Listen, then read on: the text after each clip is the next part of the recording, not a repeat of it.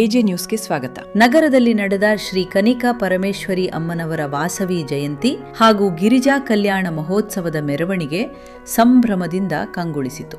ಈ ವೇಳೆ ಕರ್ನಾಟಕ ಗೃಹ ಮಂಡಳಿ ಅಧ್ಯಕ್ಷರು ಹಾಗೂ ಸ್ಥಳೀಯ ಶಾಸಕ ಕೆಎಂ ಶಿವಲಿಂಗೇಗೌಡ ಅವರು ಡೊಳ್ಳು ಬಾರಿಸುತ್ತಾ ಭರ್ಜರಿ ಸ್ಟೆಪ್ ಹಾಕಿ ಜನರ ಗಮನ ಸೆಳೆದರು. ನಗರದ ಬಿಎಚ್ ರಸ್ತೆಯಲ್ಲಿ ನಡೆದ ಮೆರವಣಿಗೆಯಲ್ಲಿ ವಿವಿಧ ಕಲಾ ತಂಡಗಳು ಭಾಗವಹಿಸಿದ್ದರೆ ಶಾಸಕ ಶಿವಲಿಂಗೇಗೌಡ ಅವರ ಕುಣಿತಕ್ಕೆ ಜನರು ಶಿಲ್ಲೆ ಚಪ್ಪಾಳೆ ಹೊಡೆದು ಪ್ರೋತ್ಸಾಹ ನೀಡಿದರು.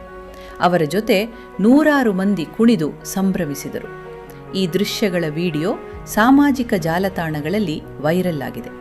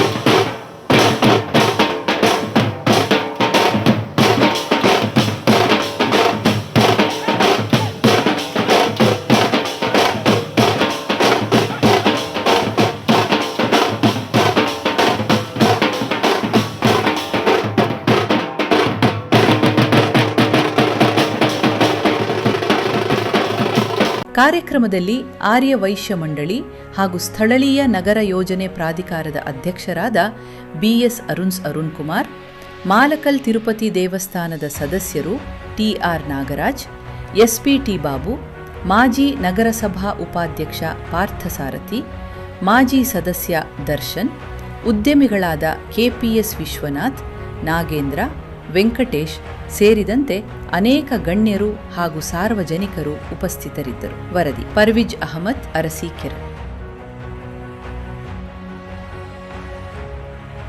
ಕನ್ನಡಿಗರ ಮೆಚ್ಚಿನ ನಿಮ್ಮ ಎಜೆ 24/7 ನ್ಯೂಸ್ ಕನ್ನಡ ವಾಹಿನಿ ಇದೀಗ ಟಿವಿಯಲ್ಲಿ ಲಭ್ಯ. ವೇಳೆ ನೋಟಿಸ್ ಕೊಟ್ಟಿದ್ರೆ ವಾಪಸ್ ತಗೋತೀವಿ. ಇವತ್ತು ವಕ್ಫ್ ಪ್ರಾಪರ್ಟಿ ಅಂತೇಳಿ ಬರ್ತದೆ ಅಂತ ಹೇಳಿದ್ರೆ ರೈತರ ಬೀದಿಗೆ ಬಂದು ಏನ್ ಮಾಡ್ಬೇಕಾಗತ್ತೆ? ಯಾರು ವೋಟ್ ಹಾಕಲಿಲ್ಲ ಅಂದ್ರೆ ಗ್ಯಾರಂಟಿನೆಲ್ಲ ಸ್ಟಾಪ್ ಮಾಡ್ಬಿಡ್ತೀವಿ.